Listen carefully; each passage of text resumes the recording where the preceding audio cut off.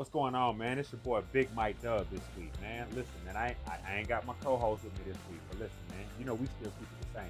You can call me whichever, you can call me whatever you want. Mike Dub, Mike Deezy, whatever. Just do not call me Orlando FC. Listen, it's a rivalry to y'all, but it's not really a rivalry to us. But anyway, let's talk about business. So, hey, man, it is a very interesting time to be an Atlanta United fan. I can just remember about a year and a half ago us hoisting the MLS trophy, really thinking that we were really on track for like a dynasty, man. But I think right now all of that stuff is possible. I think we should still continue to have big goals as Atlanta United fans, but things have changed so tremendously since we hoisted up that MLS championship. And I'm gonna tell you something, man. If you really look at the moves we made this offseason, it's really not that much of a surprise that we're kind of in the position that we are right now. Because in the offseason, let's think about this, guys. We let Julian Gressel go. We let Hector Villalba go. Of course, Miguel Almiron, he kind of had to go. You get a Mikey Parkhurst to retire. You look at the loss of Darlington Nagbe, and here's the thing now: the Darlington Nagbe loss is to me as important as the Josef Martinez torn ACL loss. Because if you look at it, Josef Martinez was our guy. Of course, I would say this.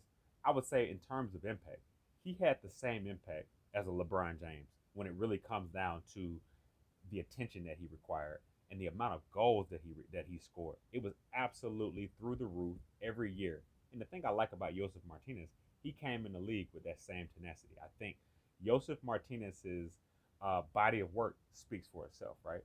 But we had a lot of attrition in the offseason, and I would think that even for the most reasonable Atlanta United fan, we would have expected that with the talent that we had, PT Martinez and Ezekiel Barco, um, a young George Bello, a hungry George Bello, and Andrew Carlton, Mo Rainey. These are all guys that are capable of taking over a game or have proven the ability at a high level to play soccer at a high level. But I think what we have, what we've seen is a lot of unmet expectations, because I think the mixture of Frank DeBoer, who we'll touch on shortly, his system, the type of players that he had. I don't think that this team has fully gelled just yet. So again, we got a few couple things to talk about this week. Because hey, at the end of the day, man, this team has a lot going on right now. Let's start with the first one, right?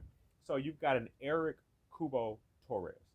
Let's talk about Eric Kubo Torres. Now, if you are a really diehard MLS fan, you may remember Eric Kubo Torres from his time with the Houston Dynamo. But he's also played for the defunct Chivas USA. But most recently, he played in Liga MX. And for the casual soccer fan, you may not have heard of Liga MX, and that's completely fine. But for the majority of the Atlanta United fan, they are diehard fans. They've heard of Liga MX. They know about Club Tijuana, which is where he's from. They know about Club America, Club America, who we played last year. You know about Monterrey. You know about Veracruz. You know about a lot of the different teams that are constant mainstays in Liga MX. And mostly, that Liga MX is a extremely tough soccer league where, to be honest with you, they match up pound for pound with MLS. And I mean, to be honest with you, at the top, you could say that the Liga MX teams are much more skilled and experienced than what we have. But at the end of the day, I really think that when you compare apples to oranges, the level of competition is not necessarily too different than what an Eric Torres sees when he plays against, again, as I mentioned before, a Monterrey, or a Club America out of Mexico City, who plays in Azteca, Estadia Azteca, which is, I mean, again, you've seen from a lot of the NFL games that they play there. It's a very tough place to play. So it's some really raucous environments in Liga MX. So I do think that Eric Torres has a chance to potentially mask some of the goals left behind by Josef Martinez. But let's be clear, again, there's only one Josef Martinez. And I think at the end of the day, they made a great decision by not bringing him back after the ACL. I look at him on social media. He looks like he's almost ready to go. He looks like he can kick a ball and go score a goal tomorrow. But looks can be deceiving. You really don't want Josef Martinez out there for 95 minutes trying to lead your team to a victory. At that point, it's about the depth that we have. And I think that segues into our next topic, which is Petey Martinez, Ezequiel Barco. I really expected you guys to be the leadership and the core and the nucleus of this team to get us to help us through these trouble spots. Because whether you agree or disagree with Frank DeBoer's philosophy, at the end of the day, you need your leaders to step up and support their coach. Right, wrong, or indifferent, you need them. It's best when the leaders and the coaches are in alignment with what the team needs to do. It usually does not bode well when you have a PT Martinez and he comes out and he criticizes his head coach because he doesn't necessarily like the playing style. Now, I can't say that PT Martinez was wrong because when you look at Frank DeBoer's playing style, it does not, and did not necessarily suit to these guys' strengths. Now, let's talk about it a little bit, right? I would say that Tato Martino, he ran more. He was more of a run and gun kind of soccer offense. To kind of liken it to basketball a little bit. They remind me of watching the old Atlanta United would be this. It would be similar to me of watching the Phoenix Suns when Steve Nash and Amari Stoudemire would just pick and roll and just make beautiful music off the break, because that's what it looked like when Miguel Almiron would be racing down the field and he kicked the ball to Josef Martinez and Josef Martinez scores a goal, or Almiron fakes to Josef Martinez, kicks over to Gressel, easy score. That is when we were the most competitive. I think that we've gotten away significantly from that, and I think as a result of Frank DeBoer's style, we may have let a couple of guys leave the farm a little bit too early, i.e., a Julian Gressel, who is actually doing as expected with DC United. So, at the end of the day, when you're successful as a soccer team, it comes with those problems. I think it comes with players maybe getting a little bit more money. And I think, to be honest with you, the money is a bit of the problem with Atlanta United. Some players have gotten the success and gotten the money they deserve. Some players have been successful, and because of the money they're expecting, it's affecting their play today. Ezequiel Barco, because hey, it's great when you've got you've got Juventus and you've got the Napoli. You got a lot of the guys out of the Serie A in Italy looking at you, and that's great. But you still have games to play right in front of you. Again, it goes back to this for me with Ezequiel Barco. I would like to see you, even though you're one of the younger players on the team, really step up. Be a leader while you're here, because sometimes I can tell that you're really looking forward to the next step. You're really kind of checking the box with Atlanta United, but you really have a chance to win a championship here while we're here. But again, enough about Ezequiel Barco. Like I said, I really think that Frank DeBoer and Atlanta United mutually parting ways is as much about it's as much about a difference of philosophy as it is just wins and losses. Because I'll be honest with you, in the tournament in Orlando, we looked horrible. We looked like we were incapable of winning a championship. And the Atlanta United that we know, that we support, that fills out the bars, that basically the product that has on average 50,000 to 75,000 at any given game, the product that we brag about so much as Atlanta, Atlanteans, because let's be honest, there is no other team in Atlanta that is more unified than Atlanta United. And I look, that's no knock on Georgia Bulldogs, that's no knock on Georgia Tech, that's no knock on anybody else. But Atlanta United brings everybody from everywhere, every background, every suburb, every part of the city together. No matter where you are from, you root for Atlanta United because it's a homegrown team, right? So, at the end of the day, we knew that with Frank DeBoer, or as I like to call him, Frank DeBoer, I knew with his style that eventually something was going to happen. I just assumed that it was going to be Pity Martinez and Barco putting these guys on their back and really, really giving us a product that we could be proud of. But that hasn't happened as of yet.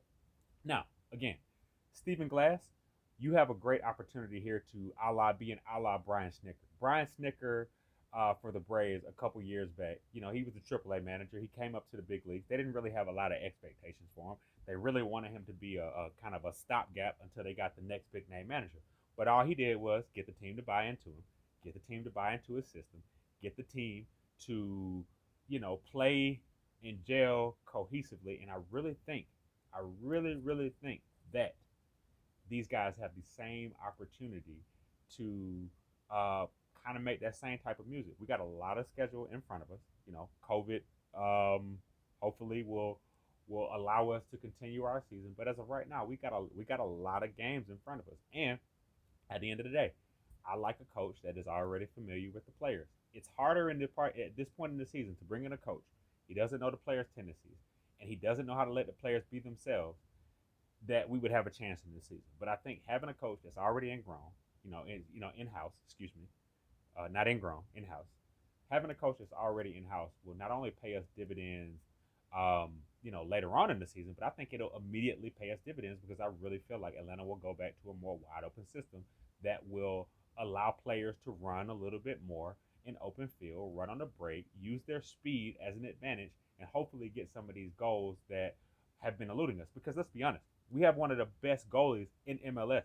Guzan is one of the best goalies, not only in America, but darn near worldwide. I mean, he's on the Olympic team as well, right? So we have a lot of guys that play for their home countries as well, as well. So, and like I said, I knew once we let Hector Villalba go, some of those guys go, I knew it would come back to hurt us. But man, could we use a Hector Villalba right now? Be honest with you. Some of those goals that we missed, do we need a Hector Villalba on the break, running this butt up, or excuse me, hey, let's not forget, Leandro Gonzalez Perez. Hey, he's in Liga MX right now, crushing it, right? We miss a guy like that. So we're missing a lot of the guys that brought us our glory. And we have to be okay with it because it's not the same Atlanta United team that you've seen, you know. But again, man, like I said, man, I just wanted to spend just a little bit of your time, talk about the guys. We got a lot going on. Again, new player, new coach. We got a lot of season in front of us. Let's stay calm. Let's not overreact. Here's the thing. I still feel horrible after that horrible performance that we saw in Orlando. There's more season. Closing thoughts today. My closing thoughts is two guys, and I've been talking about them a lot this show, but I got to put them together because they are when I say the pride of South America, these guys have won championships and have hardware in the Argentinian league. And if you've never heard of the Boca Juniors, you should research them because in Argentina, the games are absolutely insane. Absolutely insane. These guys have won in raucous environments where soccer is not only the main sport, it's almost the only sport depending on where you are in Argentina. You go outside of Buenos Aires, some of these guys, they may not even watch NBA basketball. It may just be completely soccer, right? But Pity Martinez, Ezequiel Barco, new coach, new energy, new vibe. I need you to gel with this new coach. I need it to be a trickle-down effect. I need everybody to be bought in to Stephen Glass.